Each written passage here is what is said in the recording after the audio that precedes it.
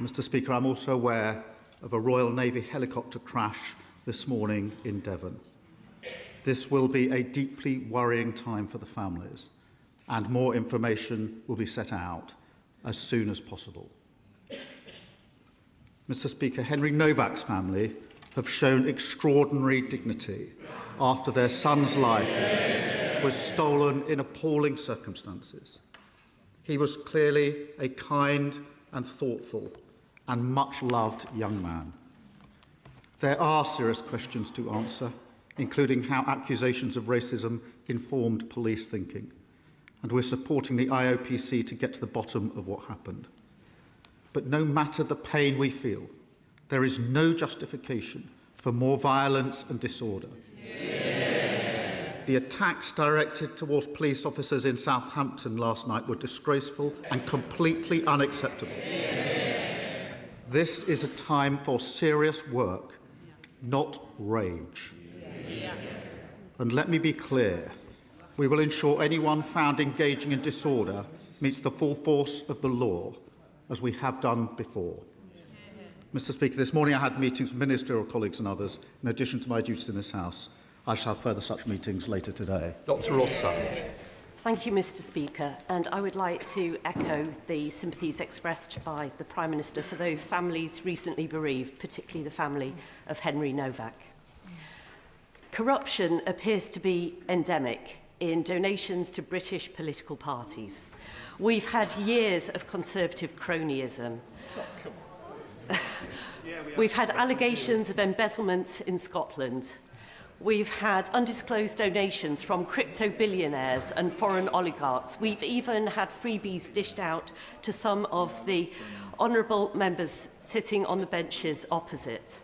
The government has already cracked down on some specific sources of donations that favour their political opponents, such as crypto and foreign money. Will the Prime Minister now commit to restoring the faith of the British public in the integrity of our British democracy by putting a cap on all political donations? Well, can I thank her for her question? We will do whatever is necessary to protect our democracy from foreign influence and from dirty money. And that's why we commissioned the Rycroft review. We capped overseas donations and introduced a moratorium on crypto donations. And we're taking further action as set out in the King's speech. But the £5 million pound question still remains. Why is the leader of Reform dodging questions about his donations? And why did he keep it secret in the first place? Thank you, Mr. Speaker. I am proud that after decades it is this Labour government putting passengers before profit by bringing GTR, Southern, Gatwick Express into public ownership. The previous government shelved plans to unblock the bottleneck at East Croydon Station. This not only causes delays from Bedford to Brighton, but leaves constituents at Norway Junction Station in limbo.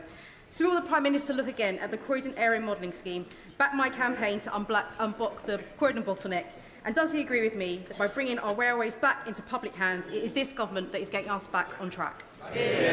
Well, can I commend her campaign to address the Croydon bottleneck? The last government cancelled work to address this. We will carefully consider the case for upgrades, including step-free access at Norwood. I'm proud that her constituents are travelling on rail services that are now back in public ownership and benefiting from the first freeze in rail fares for 30 years. Labour government transforming our railways and building a fairer Britain. Come to the Leader of the Opposition, Kemi Bennell.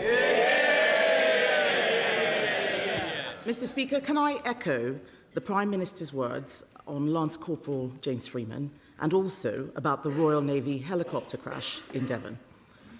I also want to share my deepest condolences to the family and friends of Henry Novak. The circumstances around Henry's wrongful arrest and tragic murder must be a wake-up call to the entire country and our institutions that every life matters. And it is the responsibility of everyone in this House to bring people together, not divide them. Mr. Speaker, with your permission, I would also like to take this opportunity to pay tribute to Sir Alan Hazelhurst, Lord Hazelhurst, who died on Monday. Sir Alan served Parliament for over 50 years, 8 of them in the Lords, 40 years as my predecessor as MP for Saffron Walden. And from 1970 to 1974, he was also the Member of Parliament for Middleton and Prestwich.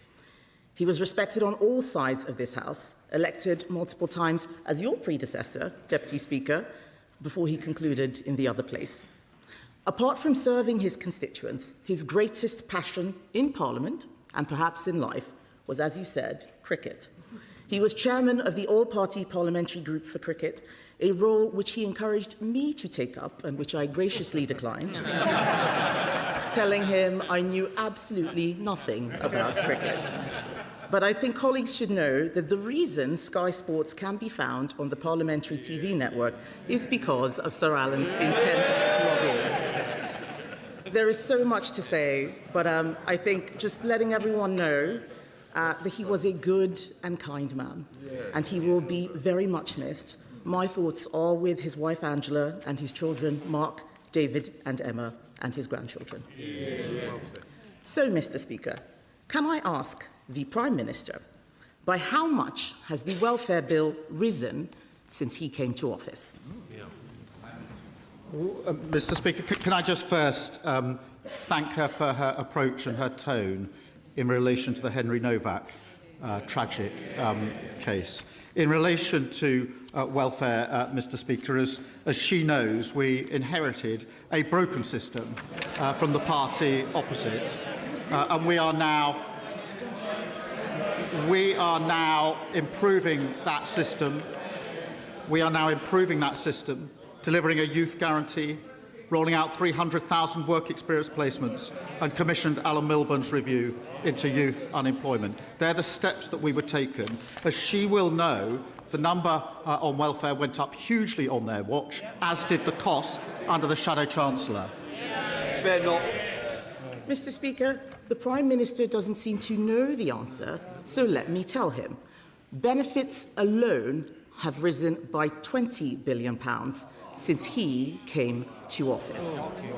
The Prime Minister has promised welfare reforms, we heard him say it just now, so can he tell the House why was there no bill in the King's speech to reform welfare? Well, Mr. Speaker, welfare reform is balancing universal credit so it no longer pushes people away from work. That's what we're doing. They voted against it. Welfare reform is introducing a right to try to incentivise people to take up opportunities. That's what we're doing. They voted against it. Welfare reform is providing record funding on apprenticeships. That's what we're doing. Apprenticeship starts fell by 40% on their watch. And she talks about the welfare bill. It soared to £88 billion, by £88 billion on their watch. Nearly 3 million people were written off. Face-to-face assessments collapsed because of the contracts they agreed. And the person who signed off those contracts was the Shadow Chancellor. Mr. Speaker, we need to bring down the benefits bill. He complains about the Shadow Chancellor. The bill went up because of the pandemic. And even then, Mr. Speaker, even then, they were asking us to spend more. It's not the Shadow Chancellor who's the problem, it's the actual Chancellor. She's not even here in her place. It is the actual Chancellor.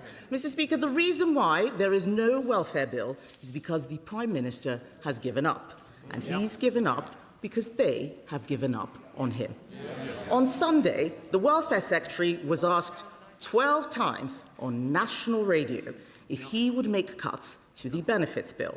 And 12 times he could not answer. So I will ask the Prime Minister, is he going to cut the benefits bill?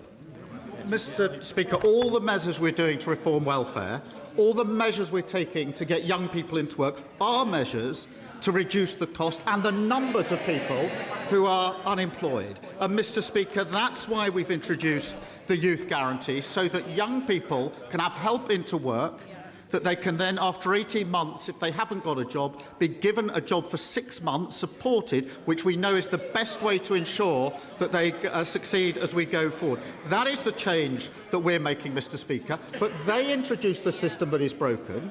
We're reforming it. Did they vote to reform it with us? No, they voted to keep the broken system.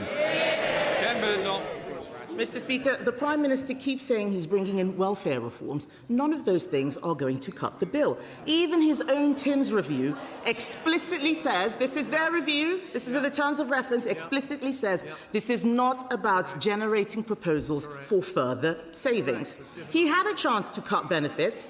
Last year, I remember, they were planning to cut benefits, and on the floor of this House, they U-turned. What did he do when he had a chance? He caved. He caved to all these MPs behind him who don't want benefits brought down. That's why they're sitting silently behind him.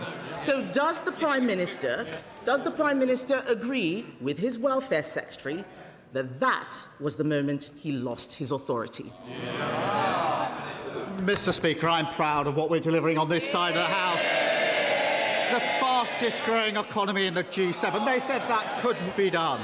Despite the war in the Middle East, the OECD forecast UK growth is up and inflation is down. Net migration, Mr. Speaker, net migration, which reached nearly 1 million under them, and the Leader of the Opposition was the cheerleader, down by a staggering 82%. The asylum backlog down by 46%. We're delivering the fastest reduction in waiting times in the NHS in the history of the NHS. That's on top of free school meals, free breakfast clubs and free childcare. And, of course, we're lifting 500,000 children out of poverty. I'm very proud of the work of this Labour government. Mr. Speaker, he says he's proud of what they're delivering. I'm glad to see the Prime Minister still has a sense of humour, given we all know he's losing his job soon. He has no authority, and we know why. His MPs will not let him do anything. The Welfare Secretary said in private what they won't dare say in public. He said, "Every meeting I have with Labour MPs is about who can we tax in order to pay more benefits." Shameful. Last week, Tony Blair said, if the Conservative Party repeats its offer of working together on welfare, Labour should accept. So today, I am repeating that offer to the Prime Minister. Is he ready yet? Prime Minister. Mr. Speaker, they introduced a system that's broken, and they put the bill through the roof, and now they want to give us advice on welfare. No thanks. No thanks. The question should always be not what benefits people are entitled to, but what help we can give people to change their life. That's what the Work and Pension Secretary was arguing, and he's right about that. And it's a Labour government that's helping people into work. And she asked what we've done. She asked what we've done. More rights for renters, stopping unfair rent strike. That's 11 million people giving greater security and a place to call home. More rights for workers, Mr. Speaker, including bereavement leave on day one. Ask anyone who's lost someone and they'll tell you just how important it is to have bereavement leave, and lifting 500,000 children out of poverty. We often say in this House that every child should go as far as their talent or ability will take them. It does not happen if they're growing up in poverty. And the party opposite have fought us every turn. I'm proud of what we're delivering. There's much more to do. Mr. Speaker, the truth is, unemployment has risen every single month since they came into office. You can listen to their cheers get weaker and thinner with every passing moment. The fact is, despite his huge majority, the Prime Minister doesn't have the votes to reform welfare. There is a solution, a Conservative solution. Benefits bill down. Mr. Speaker, they're all jeering now. I don't know why they're supporting him. He is more than happy to release all their text messages, while all of his has disappeared. Disappearing messages from a disappearing PM. There is a Conservative solution. Benefits bill down, taxes down, growth up. Everyone in this House knows that he is just a caretaker, keeping the seat warm for the Mayor of Manchester. But it doesn't matter who's in charge. Labour MPs will keep asking, who can they tax to pay more benefits? It is in their DNA. Isn't it the truth, Mr. Speaker, that the problem isn't this passive Prime Minister? The problem is the Labour Party. Forgive me if I don't take too much notice of the Leader of the Opposition. For 14 years, they broke our welfare system, lost control of our borders, presided over the biggest fall in living standards on record, broke the economy, prisons, the NHS. I could go on and on. No wonder she and they are totally irrelevant. The change delivered by this Labour government, the biggest upgrade in workers' rights in a generation, delivered. Renters' Rights Act, delivered. Record funding for our NHS, delivered. The fastest growing economy in the G7, delivered. Lifting 500,000 children out of poverty, delivered. We're going to fight even harder for working people, a stronger and a fairer Britain. Mr. Speaker, 97 homes in Colsnaughton have been evacuated due to ground movement. That's hundreds of people enduring severe emotional and financial distress. This is absolutely life-changing. The MRA are now conducting an 8-week investigation into who will ultimately be held responsible. In the meantime, my constituents are looking to the UK Government for help. Will the Prime Minister commit to working with the Scottish Government and Clackmannanshire Council to ensure that affected residents receive whatever support they need for a speedy and fair resolution?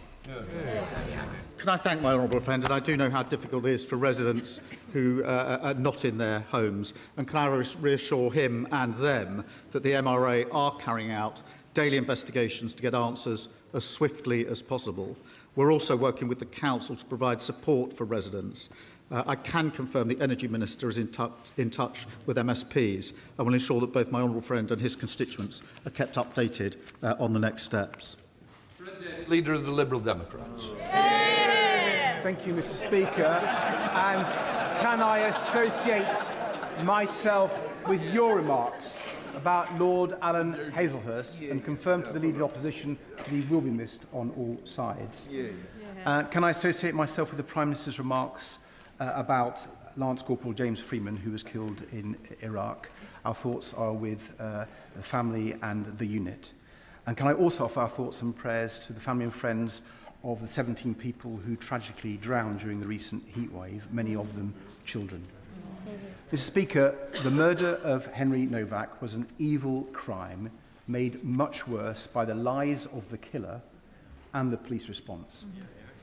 The investigation must uncover all things that went wrong, and all police forces must act on its conclusions. Outside court, Henry's father made a powerful plea that his son's murder should not be used to create further division, but should be used to treat knife crime as a national emergency. Does the Prime Minister agree that the victims of knife crime and their families deserve a politics where we come together to solve these problems and not use them as a political football? Can I first join him in paying tribute to the 17 people who lost their lives in the heat wave, many of them, as he says, young, and each of them tragic, and send our condolences to their families. In relation to the case of Henry Novak, can I thank him for the approach that he has taken in this as well. It is important in a case like this, which is so tragic, and anybody who's seen the footage will have been deeply moved by it. It is important that we reflect on our own leadership roles here as political leaders. And it is our duty to bring people together at a time like this, not seek to divide people. It is particularly our duty to listen to what the devastated family are asking of us as political leaders. And can I thank all of those that have acted in that way, because I think that's the right way to respond. Sir Ed Davey. Can I thank the Prime Minister for his reply and completely agree with him and say that we stand ready to work with the government on serious policies to tackle knife crime. Mr. Speaker, with our armed forces overstretched, Labour now seems to be investing in a new weapon of war, the long-form essay. It gives another meaning to the phrase drone warfare.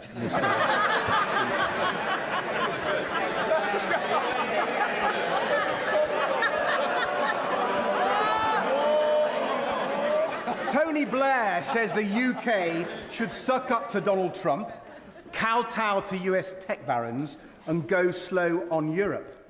The Prime Minister must be grateful for this rare endorsement of his agenda. Blair also claims that the sensible people aren't radical and the radical people aren't sensible.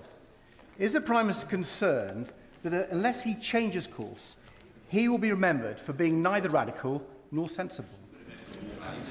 Well, he rather spoiled what was quite a good gag. Mr. Speaker, I have to. I'm surprised he hasn't done more to welcome the savings we're delivering for family fun days out this summer. I really thought that he would have been delighted at the cheaper tickets for soft play. The country is united in its horror at the tragic death of Henry Novak. And would the Prime Minister once again join me in paying tribute to the courage of Henry's family in the face of this tragedy? And will he also join me in calling for the recognition of the serious mistakes made by the police, and that we must learn from those mistakes so that no family may face this tragedy again? Well, can I thank him for raising this really important case? And my thoughts are with Henry's family. I'm sure the thoughts of the whole House and the whole country. I have watched the body cam footage, as others will have done. I found it really hard. It was harrowing. And as a dad of a 17-year-old boy, I felt sick. I can only imagine how devastated his family are. It is extremely moving. Henry's life has been stolen. His family have responded with incredible and immense dignity and bravery. Now, there clearly are lessons, Mr. Speaker, that need to be learnt, serious questions that need to be addressed, not least this question about accusations of racism informed decision-making in such cases. Henry's father said this: "We do not want his death to be used to create further division, hatred, or tension." They're the words of a grieving father who's lost his son. We do not want his death to be used to create further division, hatred, or tension. I think those words have resonated with people across the country. We must not allow this tragedy to be hijacked by anyone who seeks to divide us. Nigel Farage. Thank you, Mr. Speaker. Following the horrendous circumstances of Henry Novak's death, can I urge the Prime Minister to consider this? It is now clear to growing millions in this country that we're living under two-tier policing. The instructions that are given to police officers from police bosses are clear and written down in ink. It says you must treat different ethnic groups in different ways. That, apart from the upset and the anger at the circumstances of his death, the anger that you saw spilling out in Southampton last night,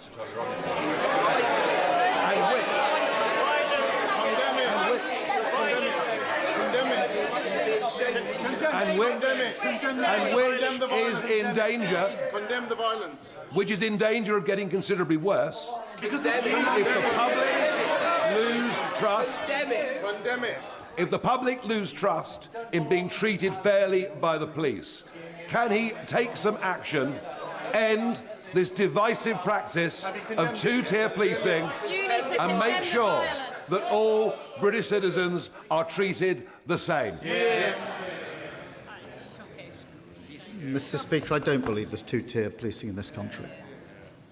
I'm really shocked that he pretends to have respect for Henry's family and then acts in this way. They are a grieving family. Mr. Blash, please. It's a very important question. I want to hear the Prime Minister. If you want to carry on, go outside, please, Prime Minister.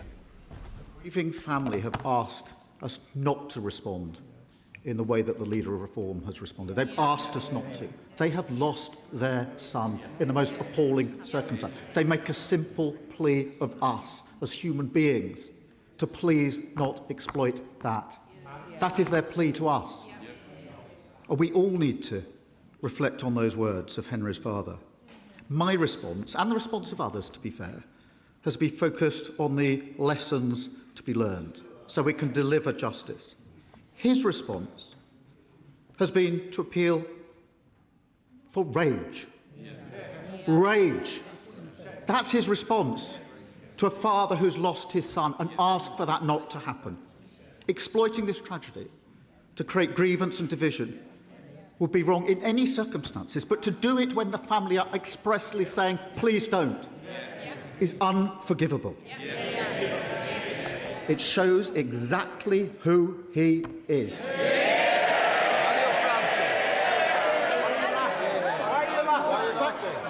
Thank you, Mr. Speaker. And I'd like to echo the comments that the Prime Minister just made. Absolutely. In August 2024, my constituent, Holly Woodcock, was found deceased in France, aged 20 years old. Her parents, Lee and Joanna, who are in the gallery today, still have no idea what happened at Holly's friend's holiday villa. They have raised significant concerns with the Foreign Office regarding the investigation, including the inconsistencies of witness statements and timelines, how samples were prematurely destroyed, and how matters raised by French lawyers were dismissed by the investigating French police officers and officials.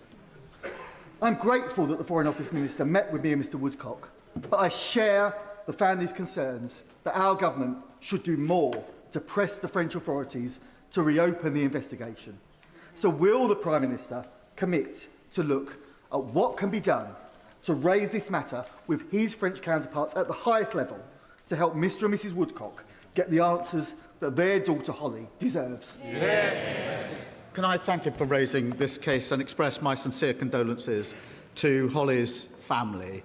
I cannot begin to imagine the intense distress that they've experienced. My honourable friend will know the Ambassador to France has raised Holly's case with the French Prosecutor General, and I know the Minister of Europe has set out further steps that can be taken and is ready to support the family. But I will reflect in light of this question on whether there's anything more that can be done. Liz Saville-Roberts. Diolch yn fawr iawn, Lefarydd. Last month, Welsh voters elected a Plaid Cymru government with a clear message, fairness and hope.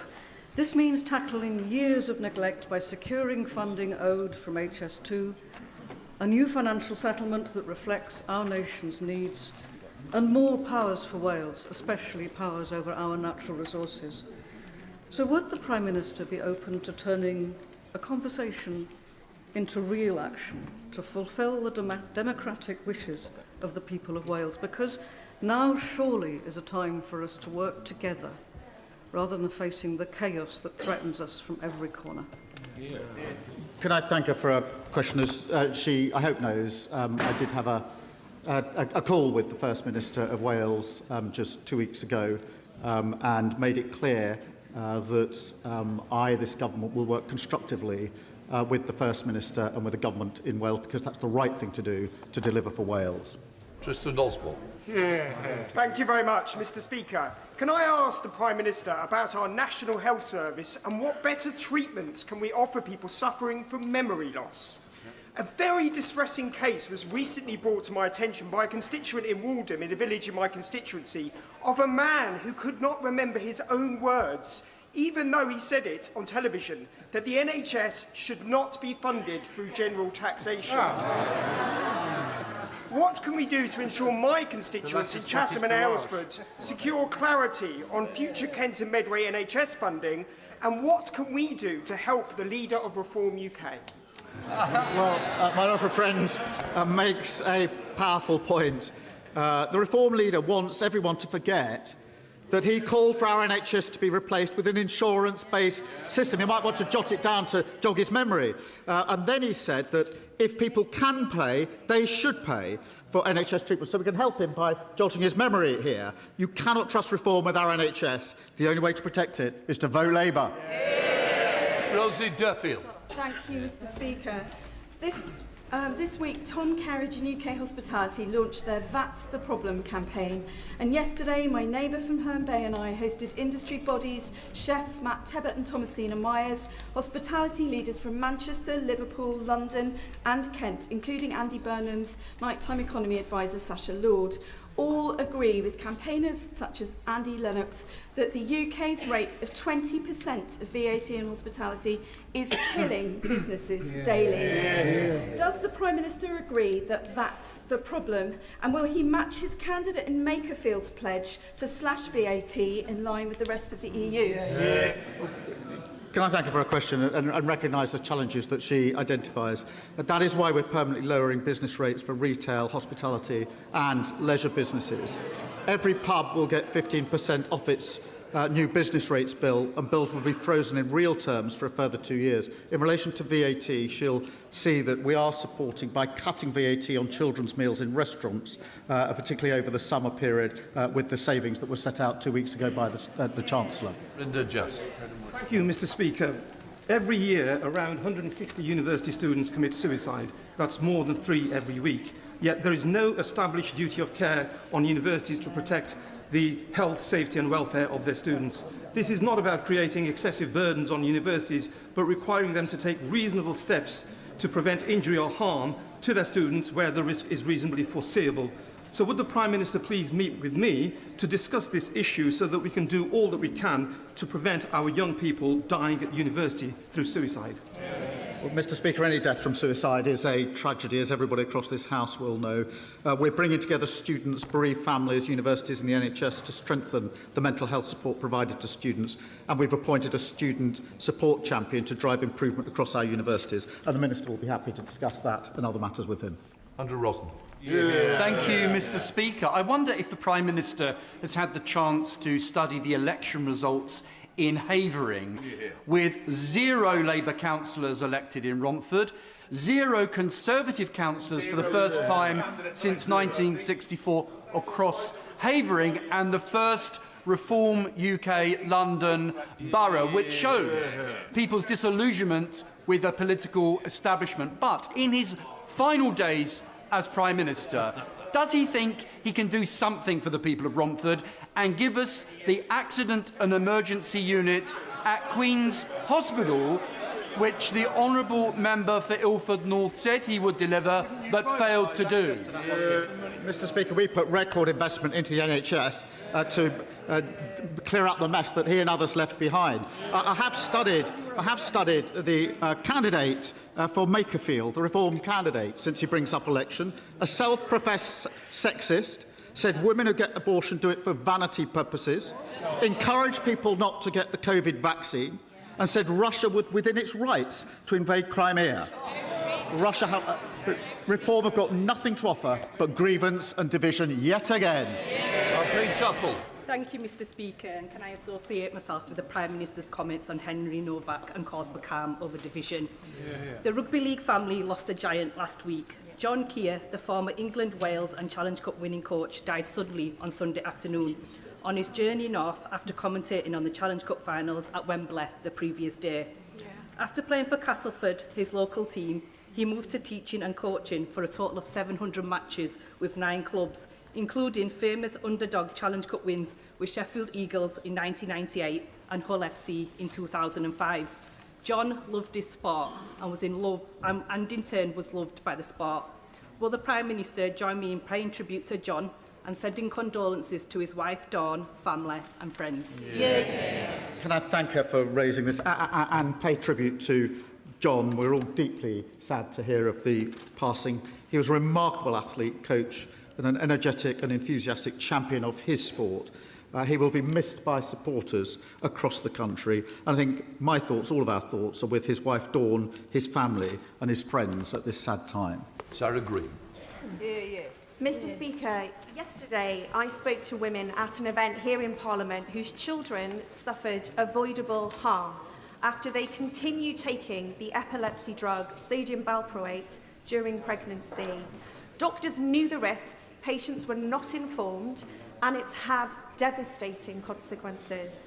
I'm sure the Prime Minister would agree that for a government department to commission a report looking at how to provide a redress scheme, it raised an expectation that one was on the horizon. To then not introduce it would be unbelievably cruel.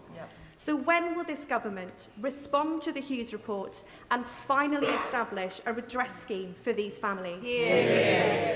Can I thank the honourable member? We absolutely recognise the harm and huge impact that pelvic mesh has had on so many lives. She will be aware that the Minister of Public Health has been a dedicated campaigner on this very issue. I want to see a full response to the recommendations published as quickly as possible, and I'll make sure the Minister keeps her updated of progress. Ewan Steinback. Mr Speaker, the 10-year bus plan published by the Department for Transport shows that demand for zero-emission buses will double by the end of the decade. Despite this, in Scotland, jobs are being lost in our bus manufacturing sector because overseas manufacturers are winning a greater number of orders and now constitute the majority of new registration buses on our roads, despite an investigation into the cybersecurity of Chinese buses. Will the Prime Minister designate bus manufacturing as a sector critical to our national security?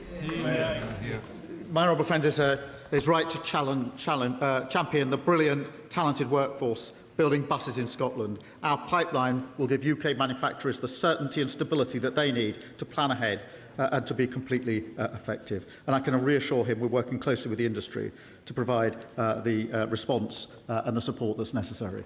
Bob Black. Thank you, Mr Speaker. And I welcome the Prime Minister's commitment to combat anti-Semitism. But the regular hate marches we've seen on our streets, with the chanting of globalise the Intifada, has led directly to attacks on Jewish businesses, on synagogues, on individuals in the streets, and now an arson attack on where Jewish people live. So the Jewish people of our country now want to see action, not warm words.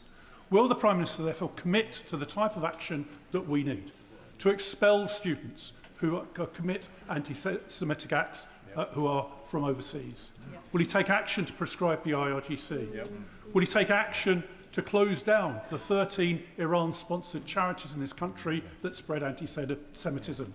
Will he also take action to ensure that all children are taught the horrors of the Holocaust, the importance of not expressing hatred towards one another, and the true history of the founding of the State of Israel? The Jewish people of this country want to feel safe on our streets and in their homes and in our country. So will the Prime Minister take the appropriate action? Can I thank him for his question? And we are united in our belief that we must fight the poison of anti-Semitism wherever it is found. We are investing more to keep Jewish communities safe, more police patrols, greater security at schools and synagogues, and investing £7 million to tackle anti-Semitism within our universities, and bringing in prescription-like powers to clamp down on malign state activity. We will set out further steps in coming days, and I'll make sure he's fully informed of the steps that we're taking. Aaron Paffin. Thank you, Mr Speaker. Mr Speaker, less than 48 hours ago, the family of Henry Novak stood on the steps of Southampton Crown Court and gave a courageous and dignified statement in which they said, "We want to use Henry's heartbreaking story to make change for the better. We do not want his death to create further division, hatred or tension. We want his story to help make our streets safer for everyone." Does the Prime Minister agree with me and my constituency neighbour in Southampton Test, Satvir Kaur, that the violence we saw whipped up on the streets of Southampton last night, the criminal damage to innocent people's homes, the injuries to 11 police officers, are the total opposite of what Henry's own family clearly and powerfully called for?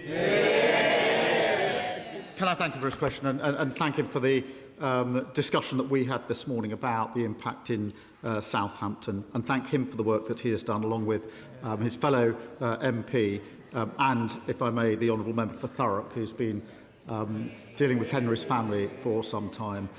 The attacks directed towards police officers last night were disgraceful and completely unacceptable. There is no justification for further disorder.